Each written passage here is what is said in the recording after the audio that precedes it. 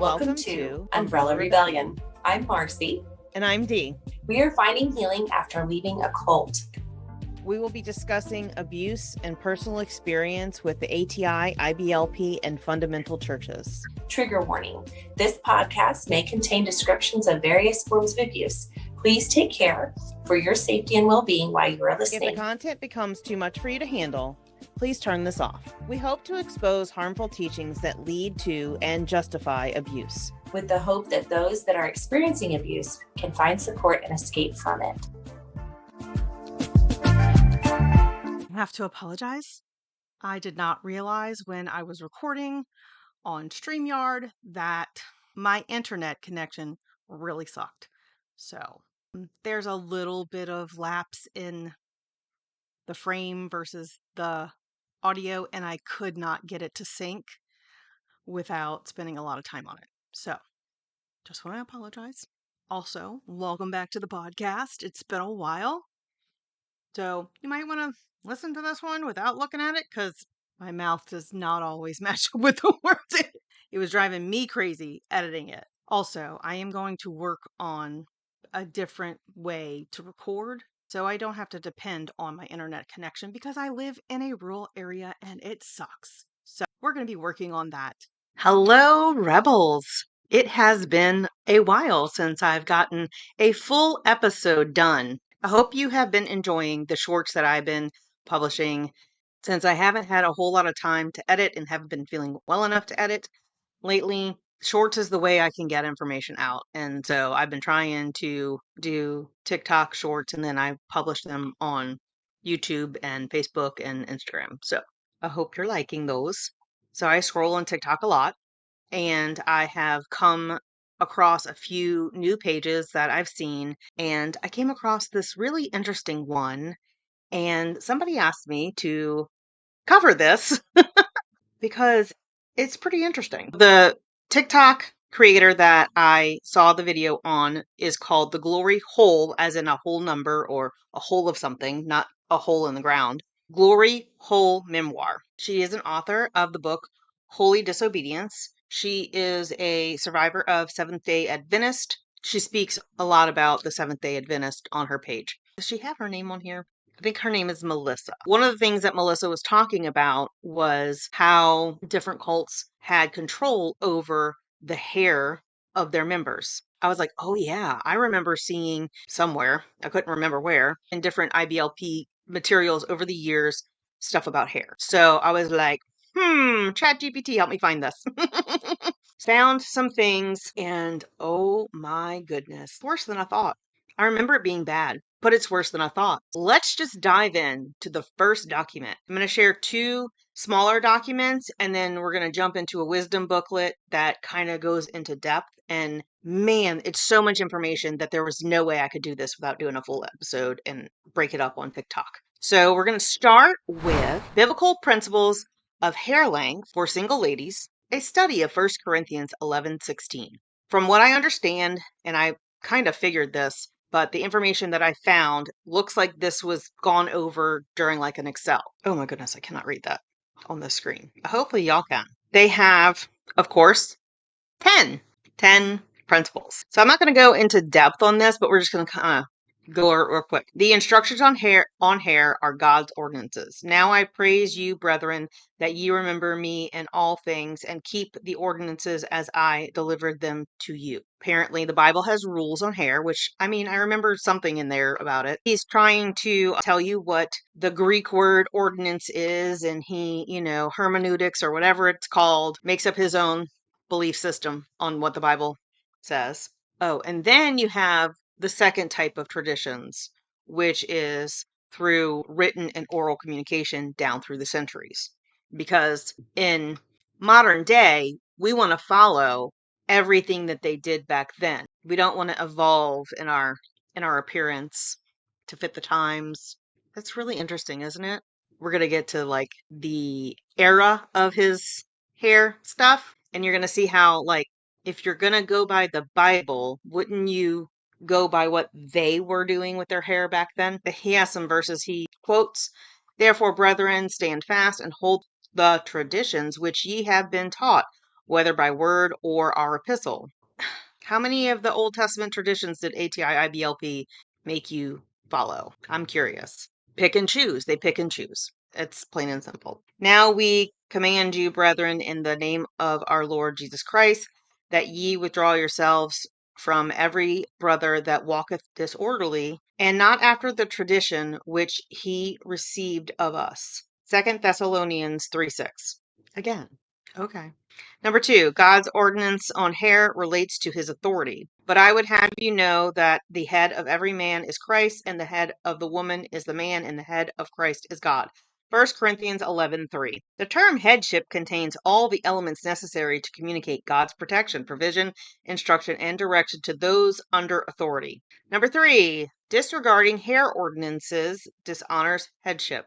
Don't make your parents look bad. Every man praying or prophesying, having his head covered, dishonoreth his head. But every woman that prayeth or prophesieth with her head uncovered, dishonoreth her head. 1 Corinthians 11:4-5. And you do see that in that verse it says prophesieth, right? A woman can prophesy. I think I remember in IBLP, ATI, and probably IFB, they considered women's hair a covering. But if hair was a covering, then all the men would have to be bald. Why didn't I pick out these things then that were like, that doesn't make any sense? They can make anything mean anything they want. Again, number 4, God identifies and evaluates 3 hair lengths. Oh, really? For if the woman be not covered, let her also be shorn. But if it be a shame for a woman to be shorn or shaven, let her be covered. 1 Corinthians 11:6. This is where they twist it?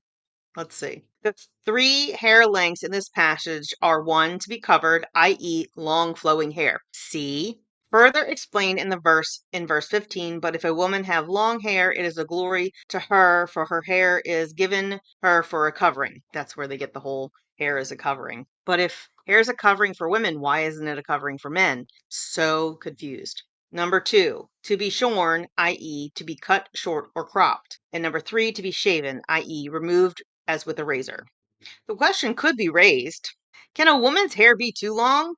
Oh my God. When a girl's hair grows beyond her waist, it becomes an unusual focal point and could project a perception of pride rather than glory. Tell me you have a preference without telling me you have a preference. Hair length and style should be to draw attention to a bright, godly countenance. In other words, your aura.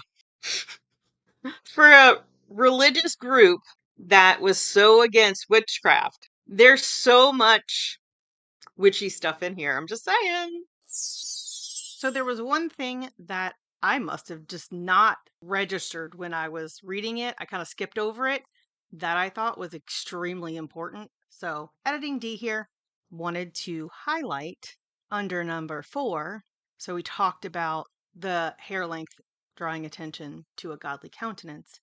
The next sentence says, if the features of the hair allow for soft curls, this goal is enhanced. Talking about the length of hair, right? So my assessment in my short the other day was 100% spot on, in my opinion, because that is something that Gothard preferred, were soft curls. One of the things that kept me safe was my spirally curls. Just reconfirms that this is his preferences, that he made Bible verses match up. It is disgusting. And there you have it. To the original program. Number 5. This ordinance deal with a larger principle of glory. For a man indeed ought not to cover his head, for as much as he is the image and glory of God, but the woman is the glory of the man. Yeah, okay. So a woman's head being covered is a sign of being under her husband's authority. Or her father's, I guess, if she's single. This was for single ladies, but why are we talking about husbands? Okay. The man not covering his head during prayer. But if hair is a covering, again. Number 6, God's ordinance on hair is based on creation, not culture. Didn't I ask that question just a minute ago? For the man is not of the woman, but the woman of the man. Neither was the man created for the woman, but the woman for the man. For this cause ought the woman to have power on her head because of the angels. 1 Corinthians 11:8-10. Hairstyles will vary with the characteristics of the hair, the shape of the head, and the message that is communicated by each style, because your hair communicates a message. Bet you didn't know that. Reinforcing stereotypes. Yay. Number 7, the woman's covering does not relate to her value. What? Nevertheless, neither is the man without the woman, neither the woman without the man in the Lord. For as the woman is of the man, even so is the man also by the woman, but all things of God. To make sure that this ordinance is not misunderstood and that the value and place of a woman is not diminished, God reminds all men that they would not be in the world if it was not for women. Actually, this ordinance enhances their esteem by protecting their glory, which is their hair. Don't forget, men, you wouldn't exist if it wasn't for women birthing you. 8.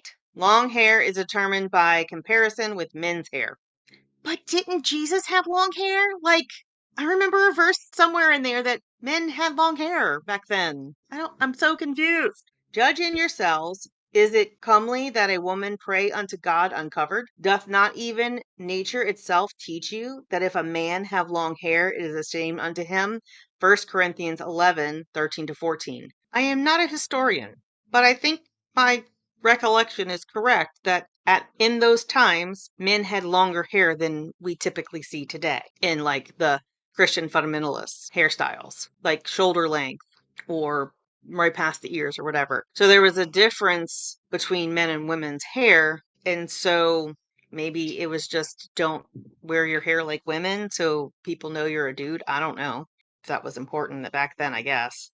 This comparison provides a clear indication of the length of that a woman's hair should be. It should certainly reach the shoulders to be considered long. Shorter than that would fall more in the category of bobbed hair.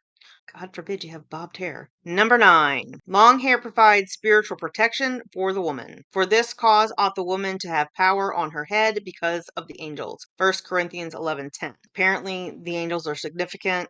So mankind was corrupted by rebellious angels, and the women they chose to take unto themselves. Sounds like God's coming down from the heavens, like in Greek mythology. It's it's so funny to look at this from a different light. By explaining that a woman needs a covering on her head as a sign that she is under the authority of her husband because of the angels, indicates that a woman who decides for herself what her hair length should be commits an iniquity and opens herself up to the destructive temptations of the spirit world. Oh my God. If you decide to cut your hair and don't pass it through your husband, whatever style you want, then you open yourself up to spiritual attack. Fear, fear, fear, fear. It's all about the fear. Number 10. Ordinances on hair length are not to be argued over. But if any man seem to be contentious, we have no such custom, neither the churches of God. 1 Corinthians 11:16. Scripture anticipates reaction to this ordinance because human beings don't like being controlled. Therefore, God concludes this discussion on hair length by saying that if anyone wants to be argumentative about it, he or she can remember that all the apostles and the first century churches generally held this ruling, and their testimony should be listened to and followed. There can therefore be discussion about whether the covering refers to a cloth veil, but there can be no argument that it does refer to long hair. The more I read, the more verses I see, the more I am convinced that this was man's idea and not God's. Just saying. Alrighty, let's carry on to. Oh, that is really, really small. Not sure you're going to be able to read that. It's kind of small. But what I can do, I can add these to the Umbrella Rebellion support group on Facebook if you want to see them. This one is 7 basic needs of a husband. Let's just skip to the part where he says stuff about hair. Let's not even worry about all that other stuff. Number 3, a husband needs a wife who will continue to develop inward and outward beauty. Ephesians 5. Now can you become more of a wife of your husband's dreams? Blech.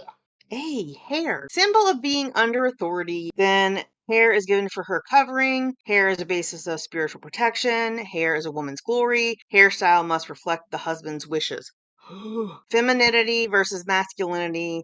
Contentment versus frustration. Neatness versus carelessness. Submission versus pride. If you don't want your hair to be the way your husband wants it, then you're prideful. Sure. Softness versus hardness. Okay. Self acceptance versus self rejection. Because if your hair is not the way your husband wants it, then you're rejecting yourself because your husband is you. Okay. Got it. Obedience versus defiance. Because God forbid you have one thing that you control. Patience versus impatience. Because obviously, if you can't do what your husband wants, you're impatient. What?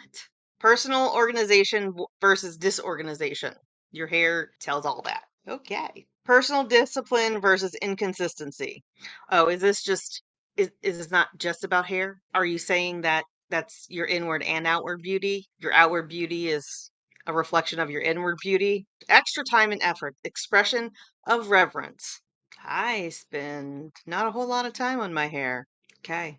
I'm irreverent. Discover and conform to your husband's real wishes because you don't fucking matter. Encourage him to learn principles of hairstyling. Explain your hairstyle to others on the basis of submission to authority. Oh my God. Yes, I cut my hair so I could be in obedience to my husband. He likes it this way. That's not going to sound weird at all, even to some Christians. B. Dress. Symbol of husband's taste standards and provisions. 1. Modesty is always in style. Okay. 2. Wife should dress to please husband, because God forbid she just be comfortable.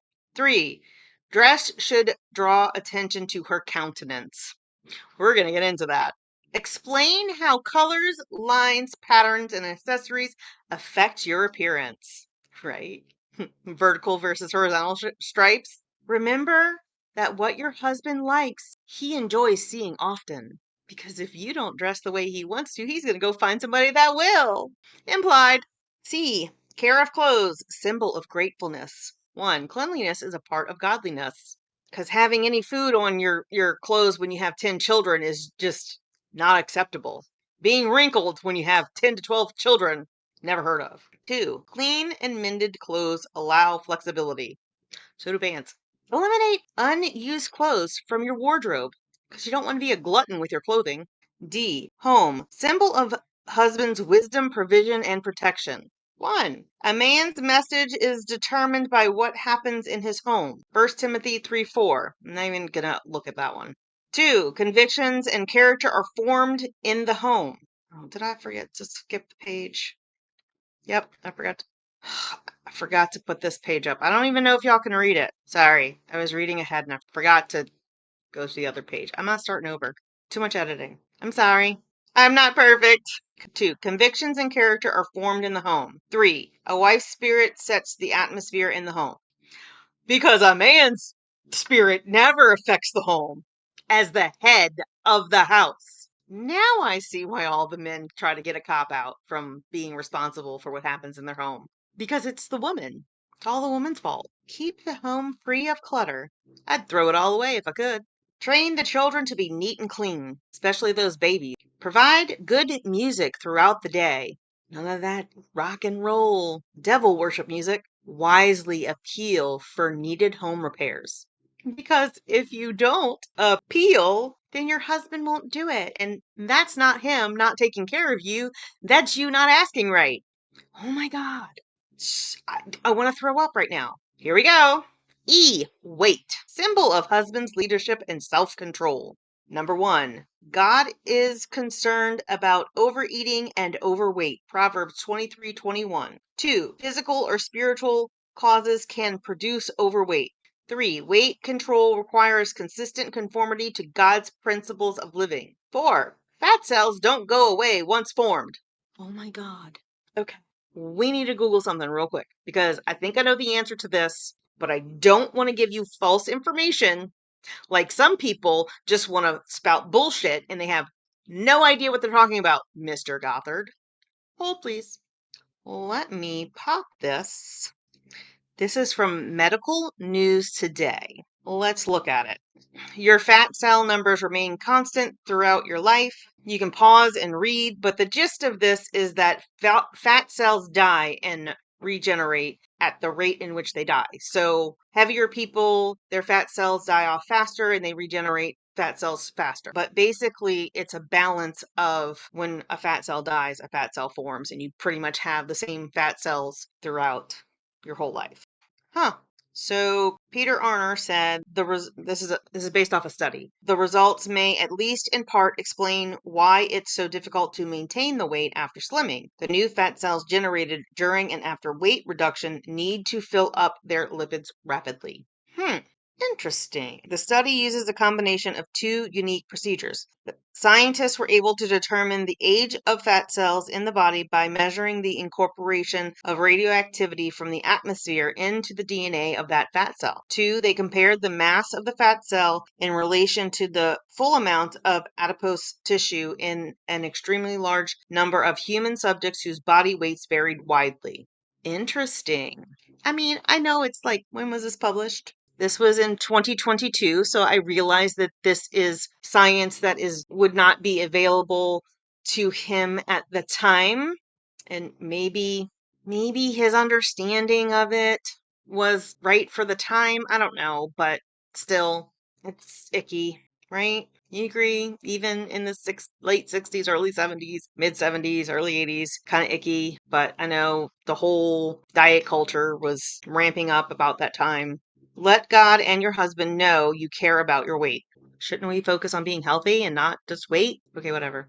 Dedicate your body as a living sacrifice to God, because you can put your body through whatever you think is godly, and it's okay.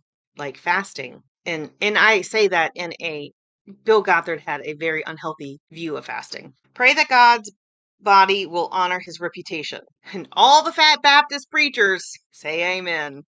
Work on achievable goals together. Identify and remove hindrances to weight control.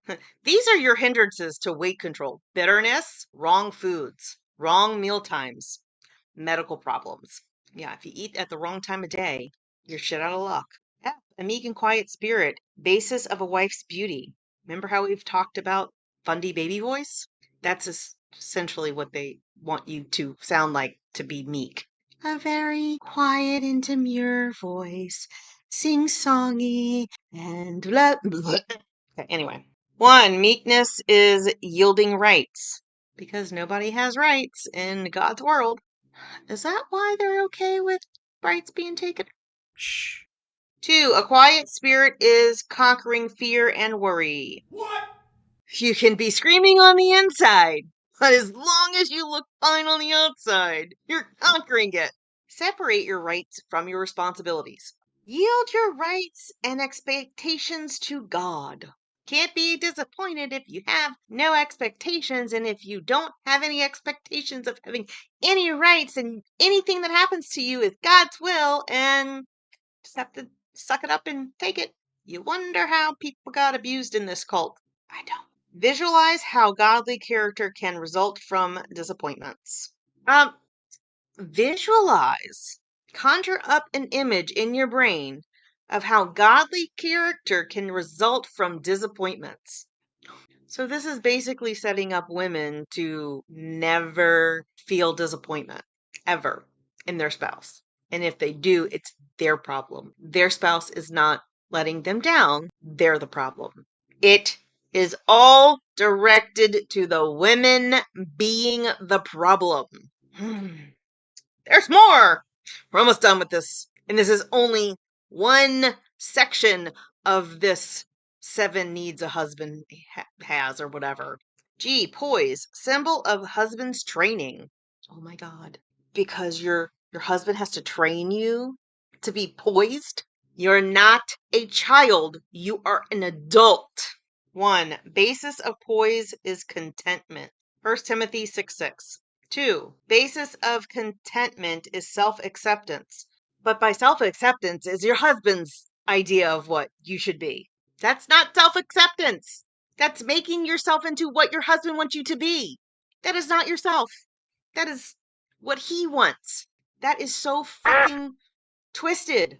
Be well groomed so you can concentrate on others. Oh my God! I can concentrate on others whether I have messy hair or not. I can take care of my kids with a dirty shirt. If a baby pukes on me, I can still take care of it and have puke on me. Learn to communicate. This is apparently communication, acceptance, encouragement, kindness, interest, understanding, godly standards. My blood is boiling.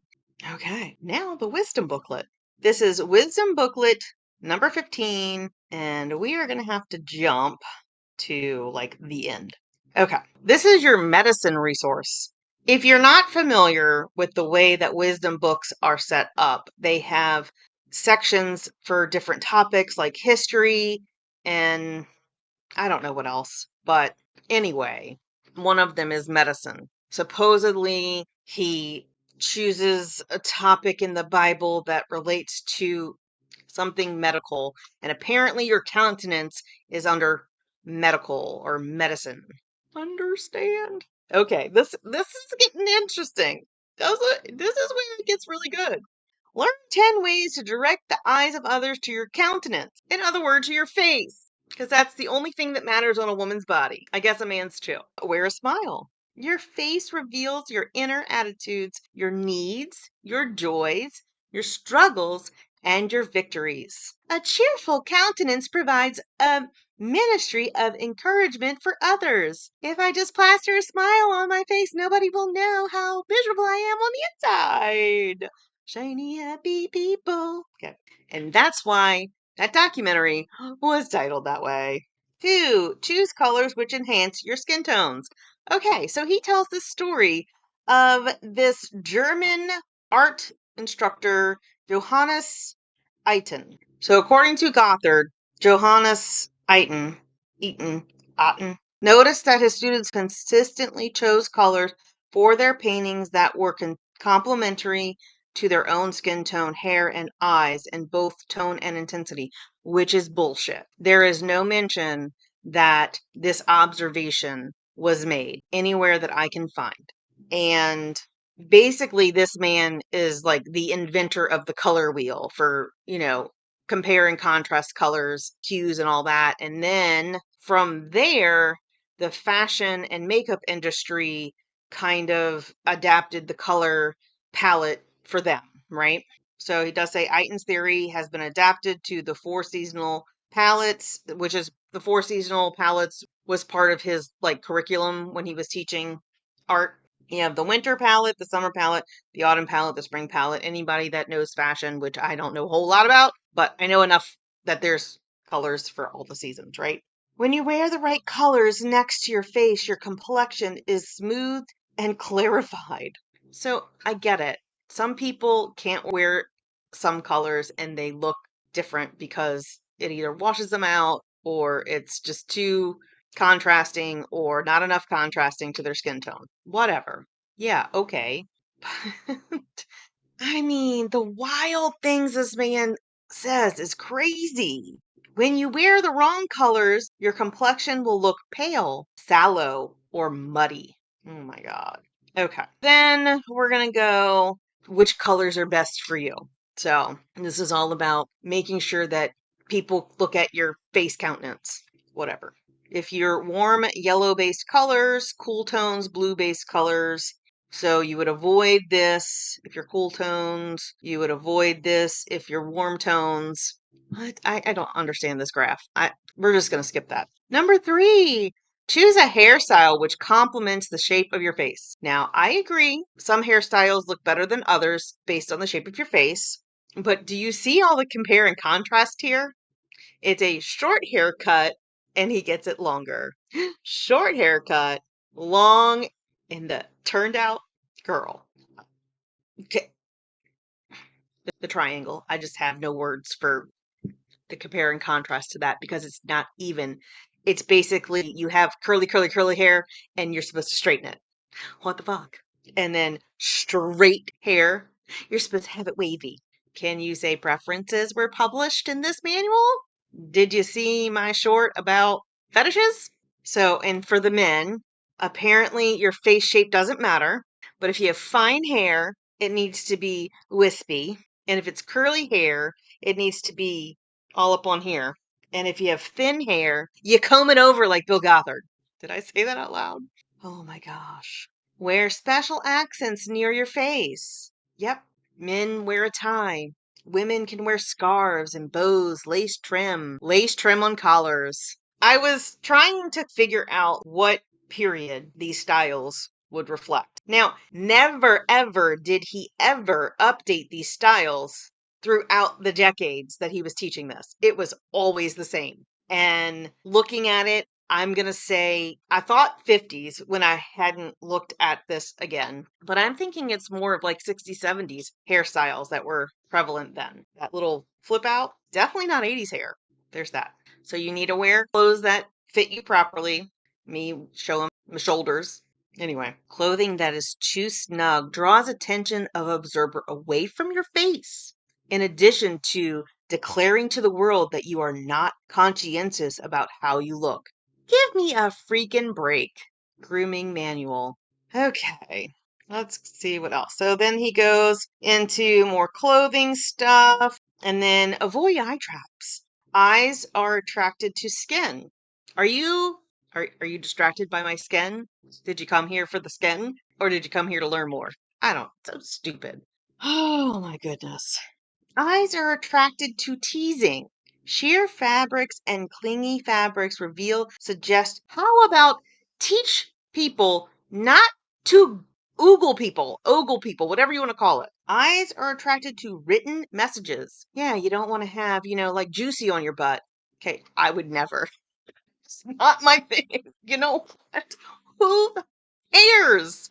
Eyes are attracted to fads. Don't be following no fads because everybody's going to be looking at you. But if you completely do not fit into societal's fashion trends, nobody's going to look at you weird. That was one of the biggest things in IBLP was that we dress so freaking different that everybody looked at us. Eyes follow the lines of accessories. So you don't want to have, like a plunging necklace that goes, by your cleavage because, ooh, they're going to look at that. This is how the shame was built in for women that their bodies were something to hide and be shameful of. Eyes are attracted to excess, like really big boobs. I had that problem for a long time. Cosmetics should be used to enhance facial appearance by minimizing flaws in skin. I don't wear makeup very often. I could care less, and neither can my husband. Practice personal disciplines of neatness, cleanliness, exercise, and weight control. Okay, so what we got next? Personal hygiene, brush your teeth. Okay, and exercise. Number 8, stand tall, sit gracefully. Be as straight as a board. So approachable. Oh my gosh. So basically, he's teaching etiquette, right? Like the old timey classes that girls had to go to learn how to sit and, walk with a book on your head. If you want to pause and read that, you can. Match your choice of clothing to the occasion or activity. Unless you're a woman and you're playing sports, you still can't wear pants. And that's okay. So men's casual, you can have a long sleeve sweater and slacks. Business or church, a suit. Formal, a tux. And casual, long sleeves with a vest over it and slacks. Here we go. The lovely page of can you identify the eye traps in these pictures? Oh my God! Leave it in the comments. I'm curious if you can identify them. Say the right things with your eyes. It has been said that the eyes are the window to the soul of the soul. Your eyes reveal your thoughts and attitudes. Or if you have ADHD, it could just be a cold, dark stare because you've been distracted. Say the right things with your eyes. What are these eyes saying? Gross. And then apparently, of course, you need to have a project on learning how to draw people's attention to your countenance, which apparently is your face. So we're going to call it the face countenance from now on because it's stupid. So there you go. That is materials that I could find on the interwebs that were associated with how Bill Gothard tried to control the way women dressed and appeared through their husbands and through him. And I believe it was all his preferences and or fetishes that he preferred. In my personal opinion, and based on evidence of who he groomed. I just have to say something after going through all of that. If you still have issues with how you look and how you present yourself and trying to be modest or whatever, you get to decide for you and for your body shape and style what you think is modest, if that's what you're going for. And if you are comfortable in clothing like me, I'm trying to change up my style because I'm tired of looking like a frumpy housewife. And so I want to explore some different clothing, which is kind of ironic because I did that before we had the conversation on TikTok about the clothing in control. And, most of us have stopped living for other people's standards and preferences. And if you haven't, I would encourage you to explore that. We get to decide who we are and what style of dress and hair we like. My husband could care less. My appearance, if I want to cut my hair super short, he would not care. He just wants me to be happy and comfortable and feel good. And if a man wants to control what you wear and what you look like and how long your hair is, he is not putting you first. He is being selfish and wanting what he wants because that is his preference. And if someone really loves you, would the length of your hair really matter? No. It's just wild to me, some of the things that I thought were love that were absolutely control. And I am so glad that I am free to make any decision I want. And I get to put on my body whatever I want. And I don't have to get approval from anyone. And if you don't like it, I'll just say, I know a place you can stick it. Well, that frustrated me. With that, I will end this episode. If somebody has not told you today or ever, I am proud of you.